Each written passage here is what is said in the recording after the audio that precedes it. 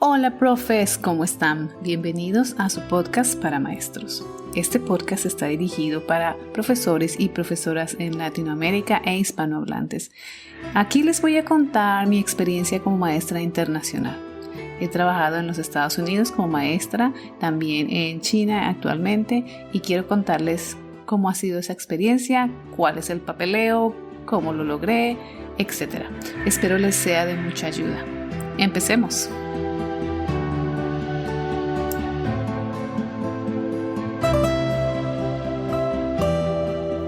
Bueno, hoy vamos a hablar de la diferenciación.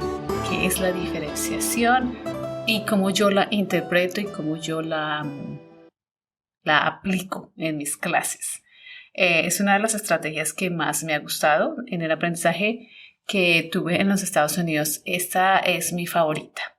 Pero como todo anteriormente, también me resistí un poco a los cambios y me costó trabajo aprender a aplicarla bien. Hubo necesidad de que viniera una persona que hacía la labor de coach o de entrenadora para explicarnos un poquito mejor cómo se hacía la diferenciación. Sí que es importante tener una persona que le explique a uno cómo se hace, porque cada uno interpreta a su manera las cosas que le han enseñado. En fin, ¿cómo llegué yo? Lo primero que nos enseñaron cuando llegamos a los Estados Unidos, la primera actividad que nos enseñaron, que nos explicaron, era el hacer grupos de trabajo que llamábamos en inglés los centros. Los centros tenían la intención de dividir a los estudiantes en grupos de diferente nivel de aprendizaje. En el nivel de aprendizaje me refiero a la rapidez en la que un niño o una niña aprende. Por ejemplo, hay estudiantes que aprenden muchísimo más rápido el sistema de lectura en español o la parte fonética que otros. Hay estudiantes que aprenden mucho más rápido la parte oral que otros, y etc. Entonces, cada estudiante tiene un ritmo de aprendizaje diferente. Y esta estrategia tiende a ayudar a esos estudiantes, tanto a los que avanzan muy rápido, a los que aprenden muy rápido, como a los que no, y y ayudarles con sus necesidades específicas. Entonces, teníamos que dividir, nos explicaban a nosotras, dividan a los estudiantes de acuerdo con una evaluación que hacíamos al inicio de año, con ese nivel de aprendizaje que tiene el estudiante. Al principio de año se hace más como un diagnóstico y después con el tiempo pues uno va cambiando los estudiantes de acuerdo con el nivel de aprendizaje. Entonces, estos estudiantes se dividían en 3 grupos en esa época. Nos enseñaron así, ¿no? Eran 3 grupos. Cada grupo tenía que rotar. Es decir, me vuelvo a explicar. Eran 3 grupos y eran 3 actividades. Entonces les voy a explicar. Los 3 grupos los podíamos rotular con una figura geométrica, por ejemplo, el grupo de los cuadrados, el grupo de los círculos, el grupo de los triángulos, o con un color. No queríamos que los niños se dieran cuenta que estaban diferenciados, ¿no? Que estaban en diferente grupo por nivel de aprendizaje, pero pues igual se iban a dar cuenta. O les poníamos un nombre, que es el nombre de los pandas o los lagartos, o bueno, lo que sea. Entonces, cada grupo tenía un nombre y así se identificaban para esa clase, ¿no? Para la clase de español. Luego, ya que los teníamos divididos, teníamos 3 actividades a las que teníamos que para las que teníamos que tener una serie de procedimientos. Entonces estaba la actividad de escritura, que era donde los estudiantes estaban mayormente solos, digamos, haciendo la actividad independiente. Teníamos la actividad de la maestra, que era cuando el estudiante se sentaba con la maestra, digamos, el grupo de estudiantes se sentaba con la maestra y la maestra les guiaba de acuerdo con el nivel de aprendizaje. Entonces, nosotras teníamos unas mesas semicirculares muy bonitas que en nuestro caso eran como tableros blancos donde se podía escribir.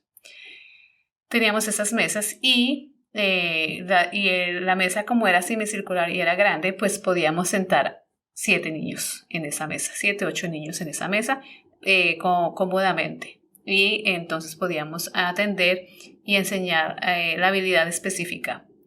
Y la otra actividad era las palabras. En inglés se usa mucho las sight words. Sight words significa palabras a la vista, ¿no? Palabras que se memorizan a la vista. Los niños se tenían que memorizar estas palabras. Entonces en ese grupo, en esa actividad se hacían juegos de memoria. Para esa actividad necesitábamos una asistente, una persona que viniera a ayudar en ese específico centro. Entonces, estos grupos estaban diferenciados ya por su nivel de aprendizaje y las actividades eran diferenciadas. Quiere decir que en el grupo, cuando yo me reunía con los niños que aprendían un poco más rápido, seguramente estos niños aprendieron a leer mucho más rápido con las primeras explicaciones y entendieron el sistema fonético fácil. Entonces ya ellos estaban empezando a leer. Entonces yo podía empezar a trabajar con ellos comprensión lectora, podría, aunque eso se hace aún sin saber leer, ¿no? Hacíamos creación de oraciones, organización de palabras, uso de las palabras verbo, uso de las palabras sustantivo, etc. Con este grupo que ya había aprendido a leer. El siguiente grupo puede ser que esté en el grupo medio, que son los niños que están aprendiendo a buen ritmo, pero que no son tan avanzados o que no aprenden tan rápido. Estos niños pues estaban haciendo la actividad específica que se estaba enseñando en la semana, que puede ser una vocal, una consonante, el sonido de la vocal, cómo las vocales suenan con las consonantes, y en lectura también hacíamos estrategias de lectura. Entonces, estos niños podrían estar empezando a leer oraciones sencillas.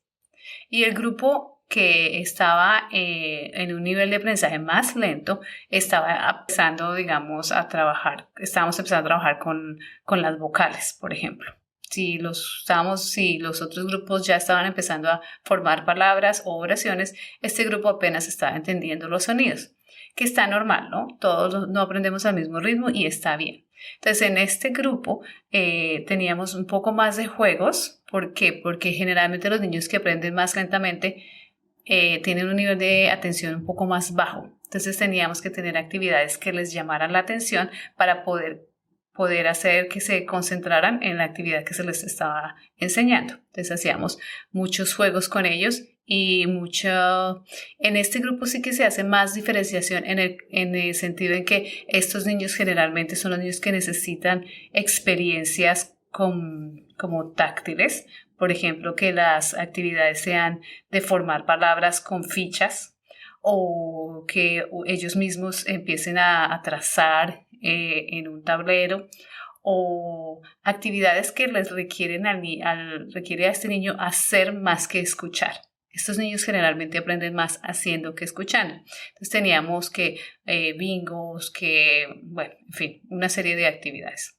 Los libros de lectura, ya con los programas que tienen en Estados Unidos, tienen muchos programas. Ya con los programas que tienen ellos, ya venían diferenciados.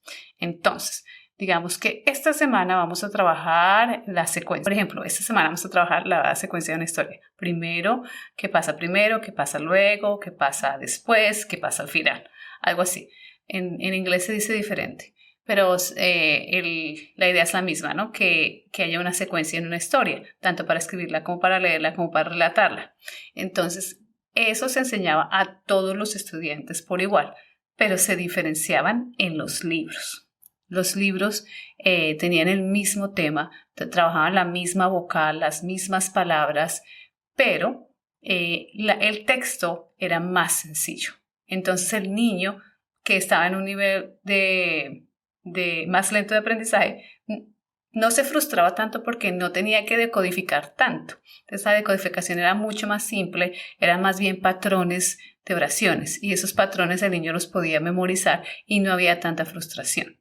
Esa es la idea para estos grupos de niños que aprenden más lentamente, que se frustran y se cansan rápidamente. El grupo intermedio tenía el mismo libro, pero había mucho más texto, no mucho más texto, había un poquito más de texto, y el texto tenía un poco más de complejidad, y entonces el niño, como ya estaba decodificando más rápido, pues podía empezar a agregar más palabras a su vocabulario. Y el grupo más alto, o el grupo que aprende mucho más rápido, pues tenía mucho mucho más texto, tenía más palabras que incorporar en su vocabulario, que entender y que decodificar. Entonces, las preguntas se hacían un poco más difíciles para estos estudiantes para que pudieran practicar y pudieran entender un poco más allá de lo que ellos ya sabían. En la parte de escritura, la diferenciación también se hacía como con las guías de trabajo. Las guías de trabajo eran diferentes para los niños que tenían una dificultad de escritura. Generalmente el grupo que estaba aprendiendo más lentamente tenía más dificultad de escribir. De escribir no, sino de trazar o de como escribir en sí, no de crear escritura, sino de plasmar escritura, ¿no? No es la creación en sí, sino el hecho de, por ejemplo, copiar le costaba más trabajo. Por ejemplo, trazar las palabras, trazar las letras le costaban más trabajo.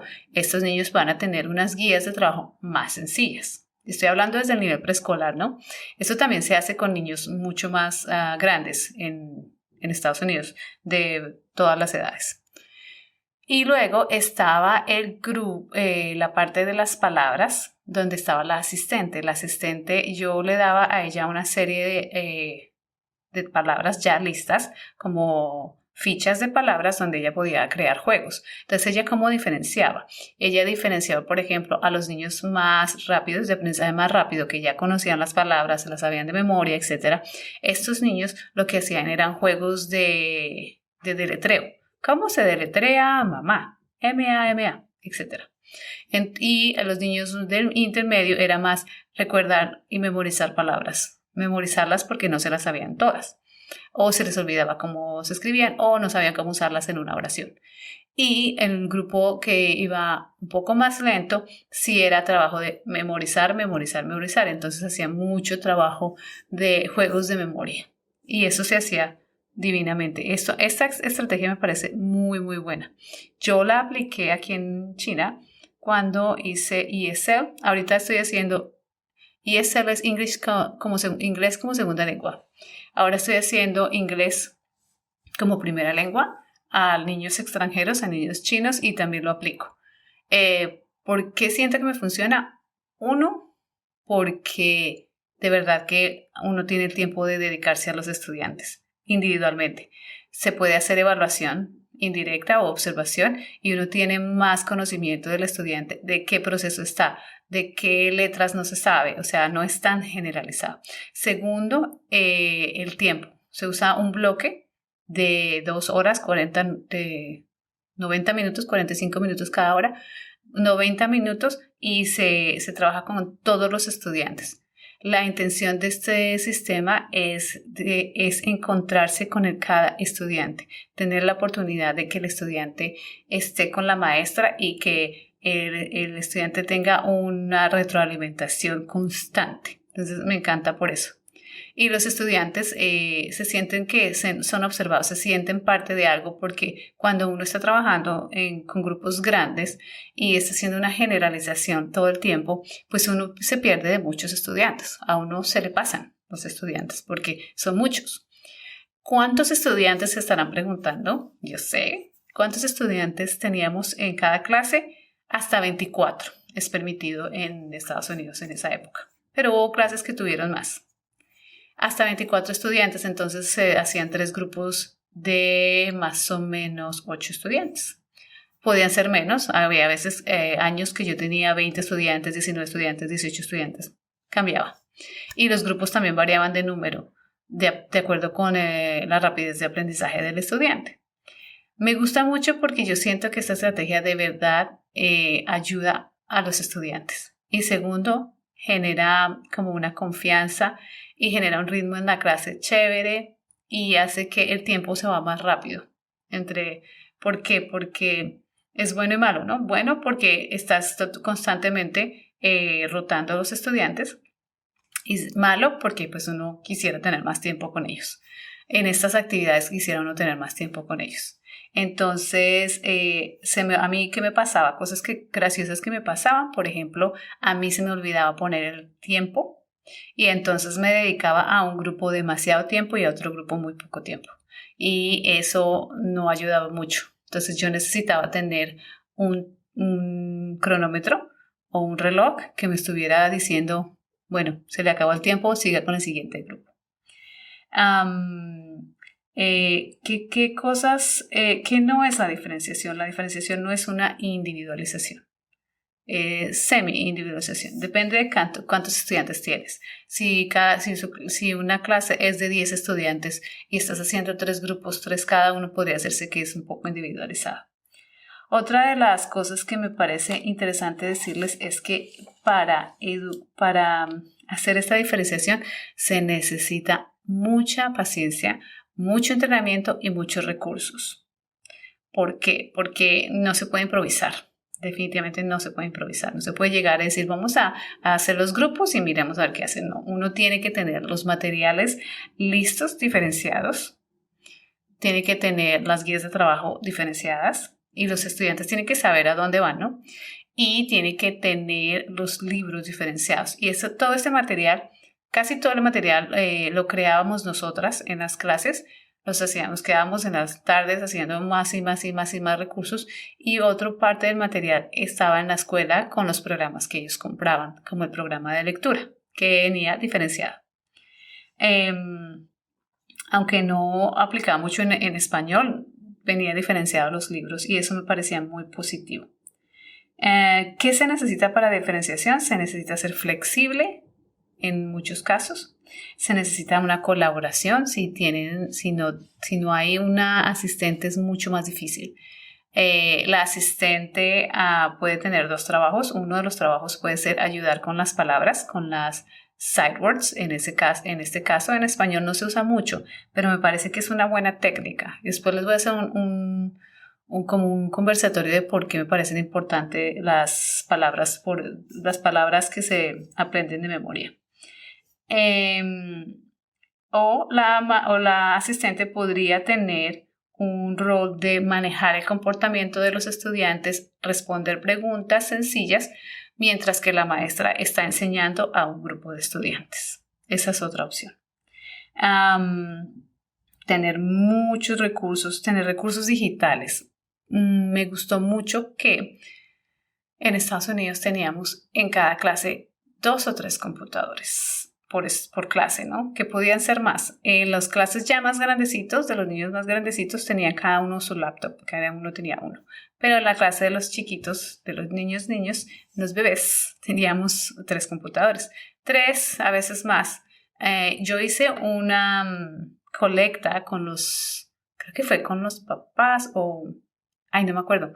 O me gané algo me gané y compramos 2 computadores más, que eran como laptops para mi clase.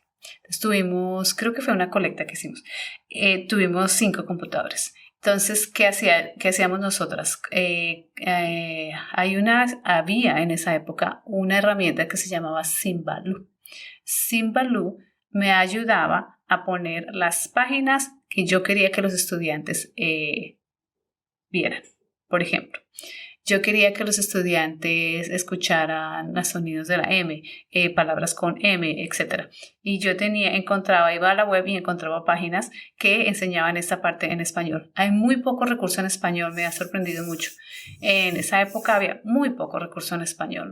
El recurso de español de España con el acento español, pero el recurso latinoamericano con el acento latino había muy poco o casi inexistente. Entonces sí era muy difícil encontraba muchas cosas de España, pero no muchas cosas de Latinoamérica, con acento y con palabra y pronunciación latinoamericana. Entonces era un poco complicado por ese lado. Creamos esa página de Symbaloo y creo que fuimos 2 o yo, creamos también unos videos de las palabras, de cómo se pronunciaban las palabras y los subimos a la web y les dábamos un link a los estudiantes y ellos podían escucharlas. O a veces también hacíamos que bajábamos videos de YouTube en español y los poníamos en en el computador. Se los poníamos en una carpeta y los estudiantes sabían que llegaban a esa carpeta y empezaban a escuchar. Este podía ser uno de los centros. Cuando no hay asistente, tener recursos digitales ayuda muchísimo, pero pues no todo el mundo tiene. Afortunadamente nosotras sí teníamos este recurso digital.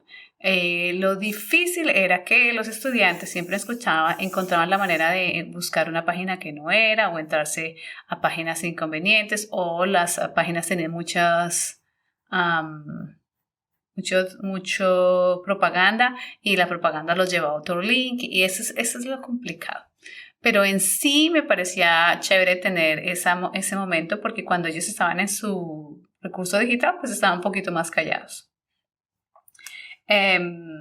¿Qué se necesita también? Uno necesita estar como muy organizado con los procedimientos. Ahora les explico eso. Y uno tiene que estar evaluando constantemente. Eso es más como una práctica que uno tiene que empezar que yo empecé a incorporar, y era tener como una carpetica carpeta o folder donde yo ponía los nombres de los estudiantes y ponía observaciones. Observé esto, después venía y lo miraba. ¿Para qué? Para que cuando necesitaba evaluar o necesitaba una reunión con padres, tenía información. Y era fácil de sacar la información, porque uno tiende a olvidar mucho. ¿Qué más? A ver, les cuento. La lectura, ya les conté los centros de trabajo y las palabras y la escritura. Entonces, básicamente, esa era la diferenciación en la clase de español, que yo ahora la hago en la clase de inglés. Me gusta mucho, me parece muy interesante, me parece que vale la pena realizarla. Les voy a dar mucha más información a medida que vamos hablando del tema en el siguiente capítulo. Para contarles cómo luce el salón de clase, y quiero contarles que es muy importante el procedimiento. Lo que hemos hablado de comportamiento, si no tenemos a los estudiantes preparados para moverse en el salón de centro en centro sin hacer todo un caos, entonces no va a ser fácil enseñar. La idea es que los estudiantes entiendan cómo se mueven de centro a centro y qué deben hacer en cada centro. Para explicar, por ejemplo, cuando yo empecé, yo no les ponía muchos procedimientos, como ya saben, no hacía muchos procedimientos y de comportamiento, bueno, en fin. Luego empecé a aprender y a observar a otras maestras, que es muy bueno observar a otros profesores. Observar a otras maestras y darse cuenta que las maestras tenían un procedimiento por cada cosita. Por ejemplo, yo les decía, vayan al siguiente centro. Entonces, estos se levantaban así, iban y corrían al siguiente centro. Después empecé a decirles, no, primero van a organizar el trabajo que están haciendo, recoger si están jugando algunas actividades que estén jugando, y luego se van a esperar hasta que yo como maestra esté lista y les doy la indicación para moverse en el salón. Entonces sería como más procedimiento. Les voy a explicar esto como más detallado en el siguiente capítulo, para que se entienda cómo es que se hace este procedimiento. Lo primero que hay que hacer es practicar cómo se van a mover los estudiantes en el salón. De dónde a dónde se van a mover, dónde van a estar ubicados los centros, quién va a estar con ellos y si van a estar solos, cómo se deben comportar, si hay recursos digitales, cómo usarlos. Yo tenía que enseñar todo esto. Con niños y niñas pequeños uno enseña esto desde el principio, uno enseña todo a los niños y a las niñas: cómo entrar al computador, cómo poner una clave, cómo buscar los links, todo eso se tiene que practicar. De hecho, el manejo del mouse en esa época tenía que enseñarse. Y eso es como una clase, enseñar todo eso, explicarles las expectativas. Otro era, por ejemplo, moverse en la clase. ¿Cómo nos vamos a mover en la clase?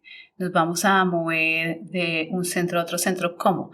Como son niños pequeños y yo trabajo con niños pequeños, yo les hago indicaciones en el piso. Entonces, en el piso tengo líneas, digamos, si es por colores, o si es solo todo es un color, cada uno decide. Yo ahorita les tengo todas las líneas de un color y en esa línea se van a hacer el centro, se van a hacer una fila.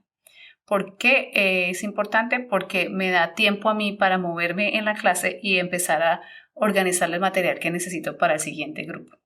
Cada línea va a tener, yo lo hacía con los chiquitos, va a tener un icono que indica escribir, un icono que puede ser un lápiz, un icono que indica la maestra, que puede ser una maestra, un dibujo de una maestra y un icono que indica las palabras, que puede ser cualquier cosa, un grupo de palabras o un dibujo de palabras, o el icono que indica el computador, que puede ser un icono del computador.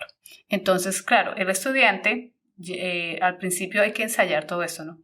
Primer centro, palabras. Ok, después de palabras, ¿a dónde nos vamos? A maestra. Y después de ir a la maestra, ¿a dónde nos vamos? Al computador o a la escritura. Listo, ok. Practiquemos el movimiento de cómo me muevo de un lado a otro. Se practica varias veces. Luego se practica yendo al centro sin hacer actividad, ¿no? Sin generarles actividad. Les digo, bueno, vayan a sus centros, practiquemos. ¿Cómo nos vamos? ¿Cómo vamos a escribir? ¿Cómo nos vamos a mover? ¿Cómo vamos a usar los recursos, etcétera? Todo eso se practica. Luego, bueno, cuando vamos a cambiar de centro, lo primero que van a escuchar es un sonido. Ese sonido no indica correr por el salón. Ese sonido indica limpiar y organizar. Puede ser una canción, puede ser un sonido que yo recomiendo muchísimo no usar sonidos de trompetas, no usar sonidos agresivos, porque eso altera a los estudiantes y el comportamiento empeora. Si quieren llamar la atención de los estudiantes, usar sonidos suaves es lo mejor. Al principio no los van a escuchar mientras se acostumbra el oído, pero sí que es importante no usar sonidos de trompetas y cosas así o el grito, porque realmente eso genera ansiedad en los estudiantes y el estudiante el corazón se le va saliendo así, se va asustando y va a comportarse peor. Entonces es mejor usar sonidos suaves. Un triángulo, por ejemplo, es un sonido suave. Entonces es indicativo, en ese caso, yo tenía un reloj, entonces el sonido del reloj indicaba, bueno, limpiemos, organicemos, dejemos los materiales en orden y nos vamos a una fila. Y el segundo sonido era el que les indicaba, muévanse por el salón. El segundo sonido generalmente es mi voz diciendo, bueno, siguiente centro. Y ya se van al siguiente centro. Entonces ellos tenían que practicar cómo rotar de un lado al otro, cómo roto, cómo me voy del centro de palabras cuando termino mi centro al centro de la maestra, cómo me voy del centro de la maestra al centro de los computadores, cómo me voy del centro de los computadores al centro que sigue. Cuando ya terminaron la rotación de todos los centros en una clase, yo recomiendo hacer 3 o 4 centros para que la rotación no sean tan largas. Cuando hay profesoras que hacen 5 centros, pero no los hacen todos al mismo día. Entonces, los estudiantes un día rotan 3 centros, el otro día otros 2 y así. Es un poco más complejo, se llama The Daily Five, que sería diario 5 o los 5 diarios, casi sí como que sería los 5 diarios, que tienen un sistema muy parecido, pero son 5 centros que que hacen cada maestra. Cada maestra es diferente y lo hace diferente. Nosotros hacíamos 3. Entonces rotábamos a los estudiantes 3 veces y cuando terminábamos se les indicaba que cuando se acababa toda la rotación se sentaban en el tapete o en el tapete decimos nosotros y escuchaban a la maestra y la maestra cerraba la clase. Esta es una de las estrategias que más me ha gustado y siento que funciona, siento que me ayuda mucho y siento que puedo escuchar a los estudiantes y darme cuenta si están creciendo o no están creciendo, si están aprendiendo o no están aprendiendo. Y eso también me indica si el niño, digamos, entendió ya un sistema, sea un sistema de lectura, eso también se hacía en matemáticas, o un sistema, no sé, el sistema de lectura, por ejemplo. Si ya lo entendió y lo interiorizó, ya puede pasar a otro grupo donde el nivel de aprendizaje es un poco más alto. Y así se van rotando para hacerlo más dinámico y para ellos también que sean haya como un reto, que no todo sea tan fácil. Si es muy fácil, los niños se cansan y se aburren y no lo hacen. Y si es muy difícil, tampoco. Entonces, tiene que haber un intermedio, un punto medio donde la dificultad sea sea importante, pero que no sea tan difícil que el niño no va a entender ni ya se bloqueó. O que tampoco sea tan fácil que ya terminé y ya no quiero hacer nada porque esto es tan fácil. Entonces, tiene que haber un balance en cuanto a la dificultad de la actividad. Bueno, hasta aquí les dejo este pequeño audio sobre la diferenciación. Voy a tratar en el siguiente capítulo de hablarles un poquito más de las palabras, de las sight words, porque me parecen chéveres. Y les voy a contar un poquito más extenso cómo se vería una clase con diferenciación, con esta estrategia, que pueden haber muchas estrategias de diferenciación, pero con esta estrategia específica. Muchísimas gracias por escucharme. Nos estamos escuchando. Un abrazo.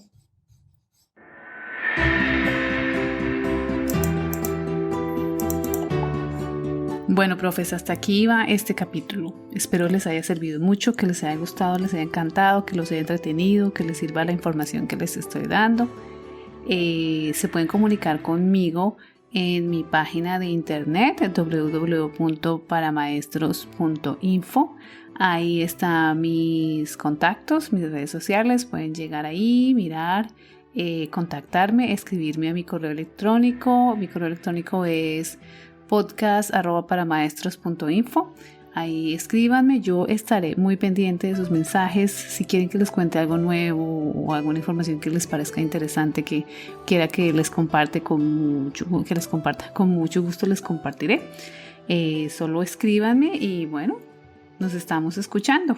Un abrazo fuerte y hasta el próximo capítulo. Chao.